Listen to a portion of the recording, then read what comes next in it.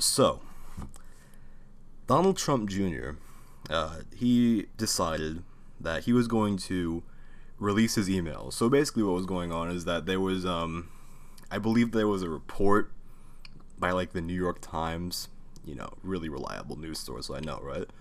And they put out a little article and they said, Trump Jr., he met with a Russian lawyer. Okay. So then people were questioning him and he was like, he made a responsible decision. He made a decision that should be the decision that you make if you're a politician. He's not really a politician, but he's, I guess, close to one. Sure.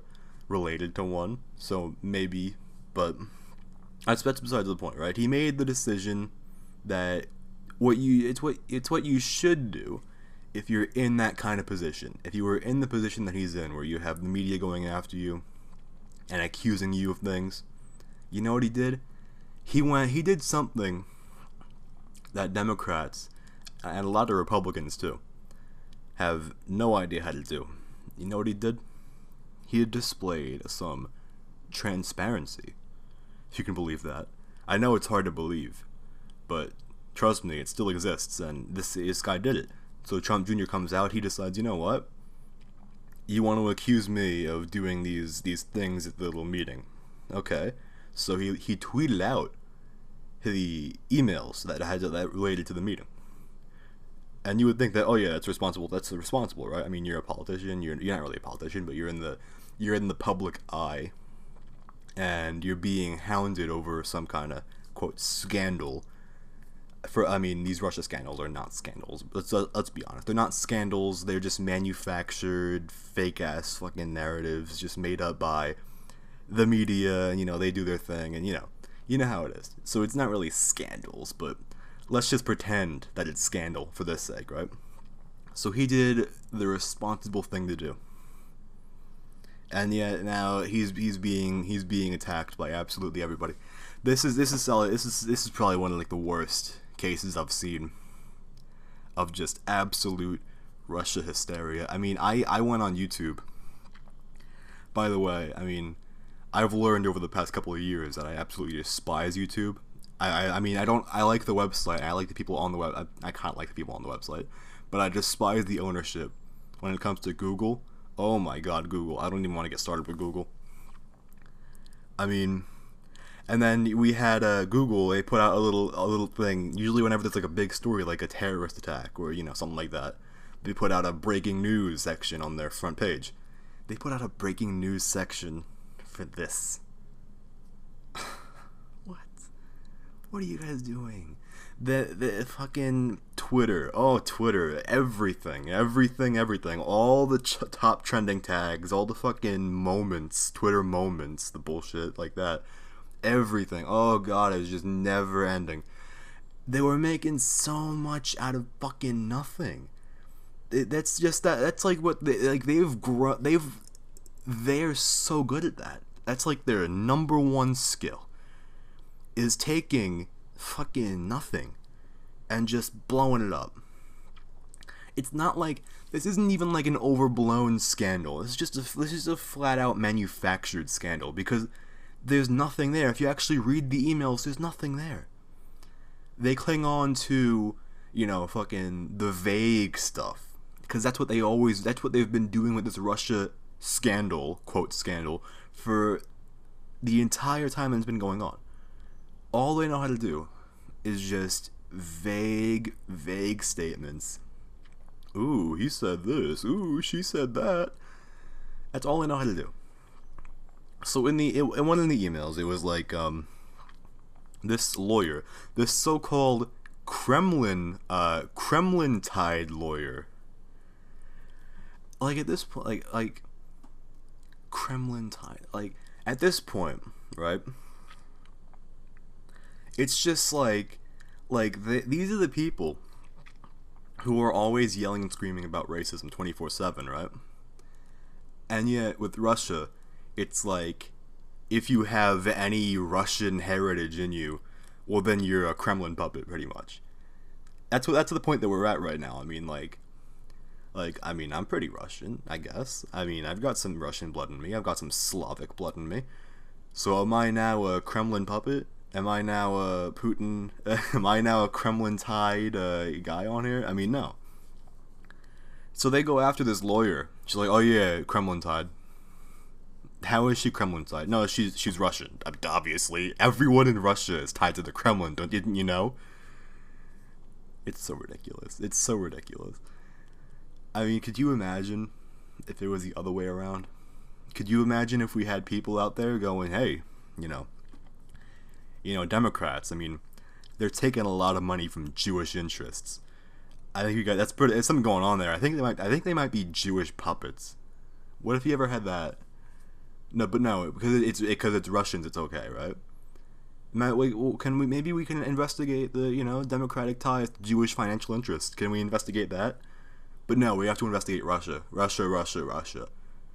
We have to investigate them for a crime that we can't even prove happened.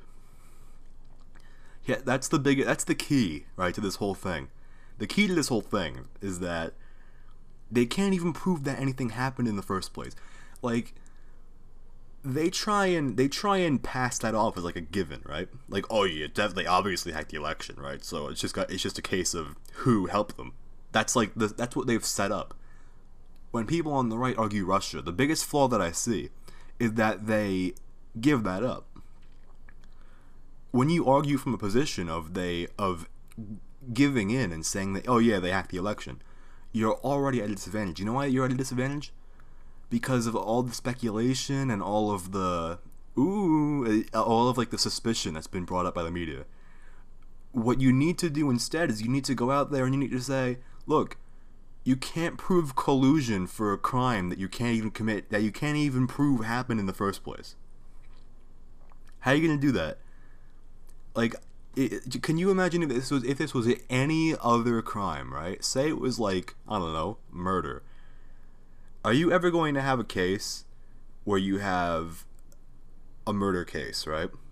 Where they're gonna charge someone for murder, even though they couldn't even prove that there was a murder in the first place. They couldn't even prove that anyone was even killed. So they're gonna go and charge someone for murder, even though they can't even prove that anyone even died in the first place. It doesn't make sense when you compare it to other things. It just doesn't make sense. It doesn't work. And nobody in the Republican Party is buying it, except for, of course, our congressmen, our so-called representatives, right? So-called representatives. They believe it. Trust me, they believe it. But no one else does.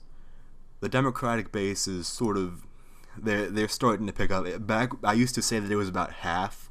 I think it's more now. I think more and more of them are starting to buy this whole Russia thing. Because I even went on the comments. I saw a Secular Talk video. Kyle Kalinske, great guy. I saw a video of his, and he was talking about this whole Trump Jr. email quote scandal. I looked at the comments, and it was like, these people have lost their goddamn minds. They're going after Kyle Kalinske for being a Russian puppet. The guy, what's the game? What's the game? Is he a Russian puppet just because he said that there's no evidence of anything with the whole Russia quote scandal? I mean, he's right about that. It's one of the things. That's one of the few things that I agree with him on. But here's the thing. I thought that the conspiracy was that Russia was funding right-wing groups and helping them out. So why would Kyle Kalinske be getting Russian funding? But they don't think about that, right? They don't think about that because they don't care. They don't care about the logic behind it. They only care about, oh yeah, Russia, yeah, anyone I don't like is a Russian puppet. That's just their logic, right? They go after people. They go after, I saw another comment, and I know that it's weird. I know that you shouldn't base things off internet comments, because people on the internet can be fucking absolutely idiotic. But here's the thing. I saw some comments that were talking about, oh yeah, Yeah, Breitbart, Trump, oh yeah, communists, right? Communists. What? Hey, oh yeah, Vladimir Putin, yeah, Russia, Trump, oh yeah, Trump Jr., communists, USSR. Like, they've all bought into that neocon mindset, the neocon slash neolib mindset of, like, they can't get over the fact that the Cold War actually ended several years ago. I mean, not several years ago, I mean many, many years ago at this point. They just can't really process that in their, like, tiny little minds, you know what I mean? They can't really get over that. So the Politico, this Politico article that I brought up that I haven't even talked about yet. I found a political article. This is the only article that I found that was actually talking about what the Republican base thinks about all this. And that's what, like, every other outlet, they don't care. They just say, you know what they do? They use people like Joe Scarborough, completely out of touch, absolutely has no idea what he's doing, no idea what he's talking about. They use people like Joe Scarborough, and they use that as like, oh yeah, look at this. Joe Scarborough left the Republican Party. You know what that means? That means that the party's turning on him, right? Yep, that means that the party is starting to believe Russia now, because Joe Scarborough left the party, right?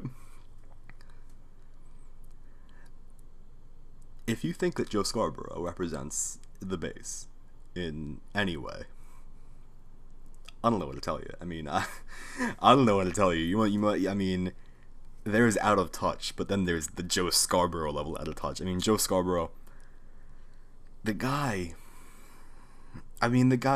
he's spent, like, if you ever actually watched Morning Joe, which I recommend that you never do, because it's a miserable experience, right?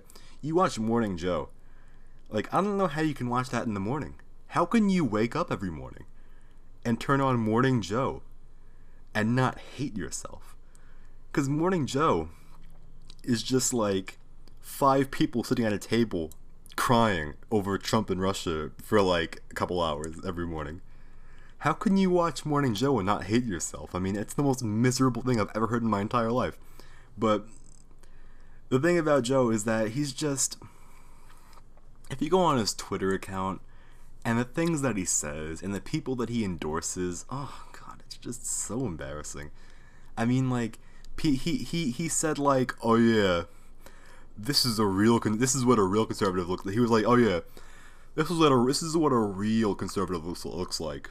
And he showed, like, Ana Navarro. Oh, Joe, don't do that. Ana Navarro. You're gonna say, oh yeah, this is a real conservative right here. Fucking Ben Shapiro. Ben Shapiro? Ben Shapiro, by the way, totally buys the Russia bullshit, right? Ben Shapiro, this so-called intellectual, right? Everyone loves Ben Shapiro because he's such an intellectual, even though he believes the Russia nonsense that there's been no proof of whatsoever. Ben Shapiro is not an intellectual. But these people are just so out of touch with the base, right? The base, this article goes on and talks about how the base, they don't buy any of this. In fact, what they know, and they're right about this, they know that there's collusion between the Democratic Party and the media. That's obvious. So this is the only article that I found. It was just talking about how the grassroots, right, the local level Republicans, they don't buy it. And they're talking about how it's going to be a problem for Democrats because Democrats need to win over people, right? They can't just pander to their base because right now if they just do that, well, they're going to lose again because their base is just like LA and New York City, and that's it. That's their base. That's it. It's just cities. They can't win like that. They're not gonna win like that. It's just not gonna happen. So they need to reach out, but they're not doing that, and they're in for a big surprise. Honestly, at this point, I have no idea who's gonna win in 2018 and 2020 at this point. 2018 is probably a bit more up there, because on one hand you have the party of Russia, Russia, Russia 24/7, and on the other hand you have the party of yeah, Russia, Russia, yeah. Because it's a party that excuse me, it's a party that, like, they give in so easily. Like, they're like the same, like they're the Democrats, but they're just less passionate about Russia. They say the same things, they're just not as passionate about it. They're not as sure about it. They're a bit more timid when they talk about Russia, but they say the exact same things. Don't get me wrong. So I don't know who's gonna win. I don't know, because they're both awful. They both don't know what they're doing. Could you imagine if we had a Congress that would, like, that actually cared about healthcare and about education reform and about immigration as much as they cared about Russia? Could you imagine? We would have had a healthcare bill fucking 3 months ago. We would have had an infrastructure bill already. We would have had tax reform already. We would have had funding for the wall already, which we finally got. It took them a long time, though, but we would have had that already. But here's the thing, they don't care about any of that. They only care about Russia, Russia, Russia. That's all they care about. And by the way, you know what else? You know what's embarrassing? I love how the Republican Party, right? They're too weak to defend Donald Trump in DC, but they are sure as hell gonna use him for fundraising. They sent out a little envelope that was like, oh yeah, it was like, donate to the Republican Party to support your president, right? To support Donald Trump. You're gonna use him for fundraising, but you can't even stand up for him in the most. This is the easiest thing. It's fucking Russia, Russia, Russia. All you have to do is say, yeah, no evidence. That's all you have to do. Just say, yeah, no evidence. Okay, moving on. That's all you have to say. It's the easiest thing in the world, but you're incapable of doing that. So I don't want to see you guys fundraising off of Donald Trump if you can't even bring yourself to say, yeah, there's no evidence of this. Come on, Russia, there's no evidence. Get over yourselves. Just say that. Why is it so hard for you guys? They don't have any spine. They have no backbone. So they're gonna fundraise off him, but then they can't even answer the easiest of questions. And by the way, I want to mention this Christopher Wray, the new FBI director who's being nominated right now. He gave his little his hearing yesterday to the Senate, I believe. And his answer about whether or not Mueller's investigation was a witch hunt, as he said it's not. That's not an answer. Sorry, Chris Wray, you're done. That's it. I mean, you can't say that. You can't fucking say that. I'm not gonna have an FBI director who's gonna sit here and try to fucking tell me that the Russian investigation is not a witch hunt. No. That's not an answer. Christopher Wray, get the fuck out of here. No one's gonna sit. No, I'm not buying it. You're gonna sit there and tell me that Russia is not a witch hunt? Well, then that's disqualifying right there. You can't say that. You can't say that. So Chris Wray is an absolute disaster. The Republican Party is a disaster.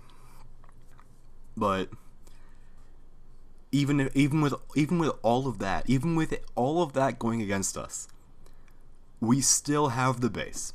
The base still doesn't buy any of this. And you know that the media is gonna be absolutely furious that their bullshit scandals, they're not being bought by the people that they need to believe it if they want to ever win an election, at least recently, ever again.